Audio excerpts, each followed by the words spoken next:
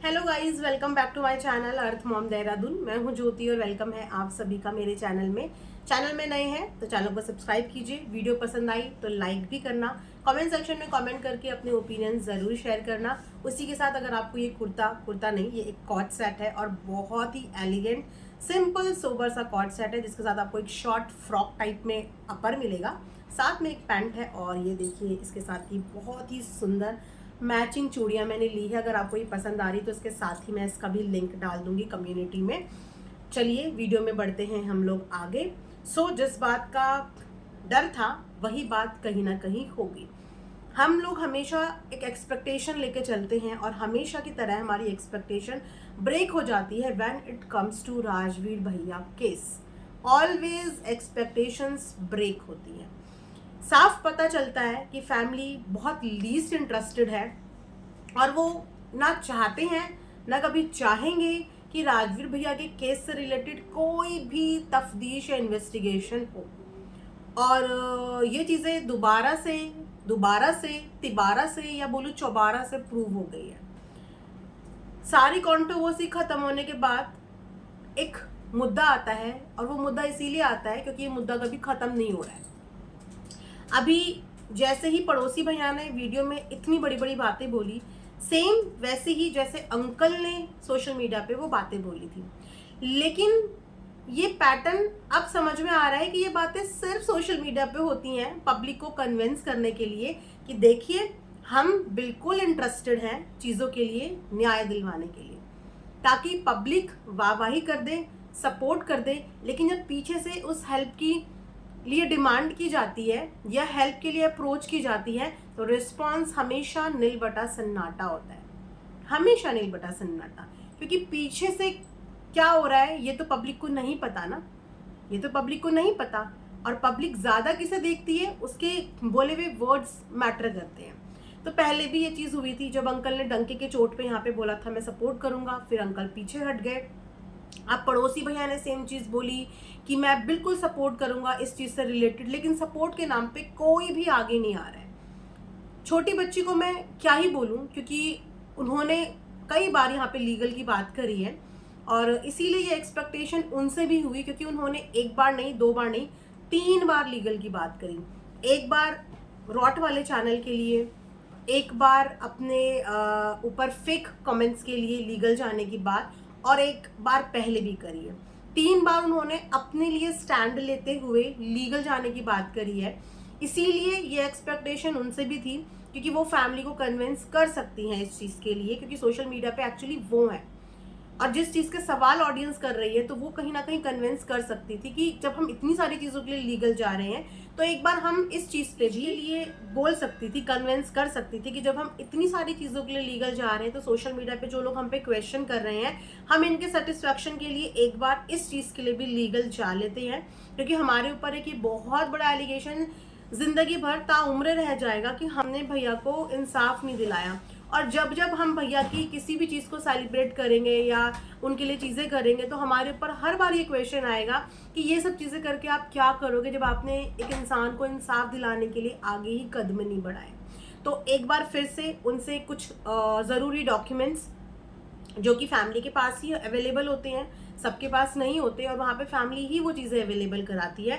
और क्योंकि पहले अंकल ने कहा था कि वो जहाँ पे ज़रूरत होगी, जहाँ पे सपोर्ट होगी, भले ही पैसों की हो या कैसी भी हो, हम बिल्कुल सपोर्ट करेंगे। और यहाँ पे अभी पड़ोसी जी भी बोल के गए कि भैया के केस से रिलेटेड जो भी सपोर्ट चाहिए होगा वो हम करेंगे। लेकिन जब रिलेटेड डॉक्यूमेंट्स मांगे गए, उस चीज़ के लिए हेल्प मांगी गई, तो हेल्प करने के लिए कोई भी आगे नहीं आया।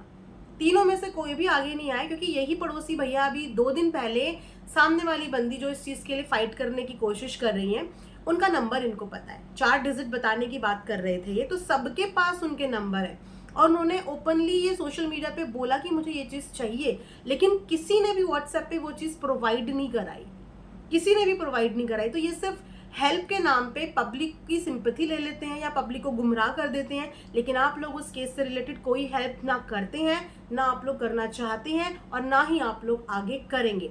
तो फिर आप लोग ये इतनी बड़ी बड़ी बातें अपनी वीडियो में करने क्यों आते हैं?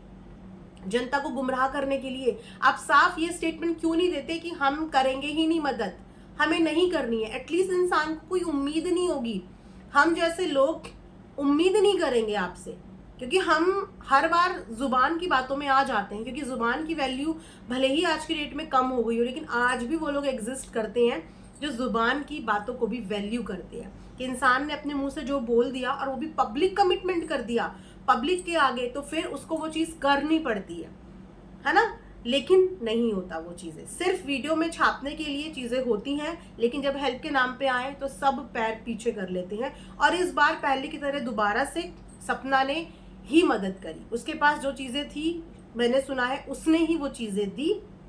हालांकि वो पिछली बार जो चीज़ें उसने फेस करी, जो सफ़र करी, वो उसकी आत्मा ही जानती होगी कि किस तरीके से उसने थाने के बाहर आके वीडियो बनाया। उसके ऊपर वीडियो डिलीट करने का भी प्रेशर था, पर उसने वो वीडियो डिलीट नहीं करी, क्योंकि उसके पास वो वीडियो एज अ रेफरेंस है, एज अ प्रूफ है कि वो इस चीज़ के लिए गई थी और प्रशासन की तरफ से उसको हेल्प नहीं मिली। और फिर उसके बाद जब ये सब चीज़ें हुई तो फिर उसने गिव अप कर दिया हाथ जोड़ के कि मेरे बस का नहीं है। और मैं बिल्कुल चाहूँगी कि वो अपनी लाइफ में आगे बढ़े, किसी भी तरीके के ट्रबल का हिस्सा ना बने और अपनी ज़िंदगी में आगे बढ़े, क्योंकि इन चीज़ों में फंसी रहेगी, उलझी रहेगी, तो उसकी लाइफ भी रिस्क पे रहेगी हमेशा। क्योंकि ये केस कभी सॉल्व ना होने वालों केस में से एक है। कोई भी केस तब किसी मुकाम तक पहुंचता है जब उस केस पे मजबूती के साथ परिवार खड़ा रहे, लेकिन जब परिवार ही आए बाएं दाएं हैं तो इस केस में कोई मजबूती ही नहीं है, ये कभी नहीं सॉल्व हो सकता। बाहर का बंदा ज़्यादा से ज़्यादा कोशिश करेगा एफआईआर की, ज़्यादा से ज़्यादा कोर्ट तक जाएगा, लेकिन जब बयानबाजी के लिए, प्रूफ्स के लिए कोई इन्फॉर्मेशन नहीं देगा, सबके मुंह साइलेंट हो जाएंगे, तो कोई क्या इस केस के अंदर घुस के चीज़ें निकाल लेगा।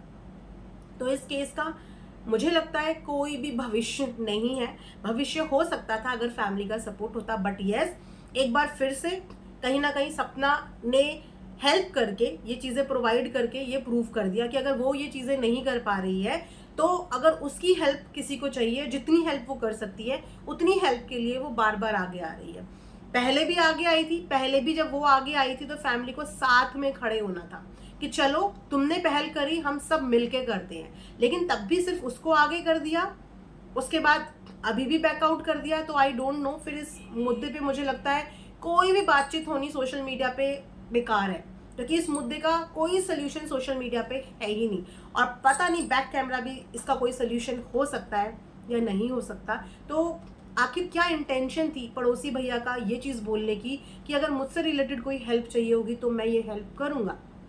क्या ये उन्होंने सिर्फ इसीलिए बोला था कि उनको एग्जैक्टली पता चले कि इस बार क्या चीज़ें हो रही हैं? क्योंकि पिछली बार जो चीज़ें हो रही थी वो चीज़ें दिख रही थी, वो दिख रही थी, इसीलिए वो चीज़ें हो ही नहीं पाई। और जब तक चीज़ें दिखेंगी, जब तक चीज़ें दिखेंगी वो चीज़ें हो ही नहीं पाएगी, क्योंकि ये चीज़ें होती हैं गुपचुप, कि आपकी परछाई को भी पता ना चले कि आप क्या कर रहे हैं। क्योंकि जब आप इस बात की हवाबाजी बनाते हैं ना, तो हजारों कॉल उस जगह पे आने लगते हैं जिस जगह पे आप न्याय मांगने के लिए जा रहे हो, हजारों प्रेशर वहां पे आने लगते हैं, हजारों चीजें वहां पे होने लगती है, और आपका केस हमेशा खराब हो जाता है। तो जो भी सेंसिटिव केसेस होते हैं, ऐसे मिस्ट्री वाले केसेस होते हैं, उनको हमेशा साइलेंटली ही डील करना चाहिए और साइलेंटली ही हैंडल करनी चाहिए कि इस बारे में किसी को जानकारी ना मिले। और जब फाइनली सारी जानकारी आ जाए, फाइनली पता चल जाए कि क्या इसका कोई भविष्य है भी या नहीं है, उसके बाद ही आके इस चीज़ के बारे में अपडेट दी जाए, क्योंकि ये एक रिस्क भी है। और इसी रिस्क की वजह से सपना प्रॉपर्टी के लिए भी नहीं लड़ी, क्योंकि वो प्रॉपर्टी भी अपने आप में एक बहुत बड़ा रिस्क है। गलती से अगर वो सपना के बच्चों के नाम हो गई ना, तो उनकी जिंदगी रिस्क में आ जाएगी, इसलिए उसने उसको बीच में ही छोड़ दिया कि ना मुझे देनी ना मुझे लेनी, क्योंकि अगर एक बार ये हमें मिल गई तो फिर तो और ज़्यादा चीज़ें रिस्की हो जाएंगी। इसी तरीके से राजीव भैया का इंसाफ भी बहुत रिस्की है, कि अगर इस इंसाफ की लड़ाई के लिए आगे बढ़ा जाएगा तो जाने कौन कहाँ कैसे फंस जाए, या कौन कहाँ कैसे प्रॉब्लम में आ जाए। तो ये सब चीज़ें बहुत रिस्क भरी हैं। जो इन चीज़ों के लिए रिस्क उठा सकता है, भगवान का नाम लेके वो रिस्क उठाए। बट मुझे लगता है कि इस प्रॉब्लम का सल्यूशन मिलना बहुत मुश्किल है। फैमिली के सपोर्ट के बिना बिल्कुल ये केस सॉल्व नहीं हो सकता, बिल्कुल भी नहीं हो सकता। सो प्लीज़ आगे से ऐसा कोई भी दिखावा ना करें, ऐसा कोई भी कमिटमेंट ना दें, ऐसा कोई भी स्टेटमेंट ना दें जो आप मीन ही नहीं करते, जो आप मीन ही नहीं करते। तो गाइस, कोई हेल्प नहीं हो रही है, ना कोई हेल्प हो रही है, ना कोई हेल्प आगे होगी। सिर्फ वर्बली वीडियो बनाने के लिए सिंपैथी गेन की जा रही है। किसी ने कोई भी हेल्प नहीं करी, एक छोटे से पेपर की भी हेल्प किसी ने नहीं करी है। जो भी थोड़ी बहुत चीज़ों की हेल्प करी है वो सपना ने करी है। एक बार फिर से सोशल मीडिया पे ये हमारे सामने आया है, तो मैंने सोचा चलिए इस चीज़ के ऊपर एक वीडियो मैं यहाँ पे बना देती हूँ। आई होप कि आप सब लोगों को पसंद आया होगा। बट येस, हम सब कहीं ना कहीं ये भी चाहते हैं कि सपना हर एक कंट्रोवर्सी से दूर रहे, अपने नॉर्मल व्लॉगिंग करे, अपनी एक पॉजिटिव व्लॉगिंग करे, लाइफ में ग्रो करे और इसी तरीके से सोशल मीडिया पे काम करती रहे। इसी के साथ ये वीडियो मैं यहाँ पे एंड करती हूँ। Thanks for watching earth mom Dehradun.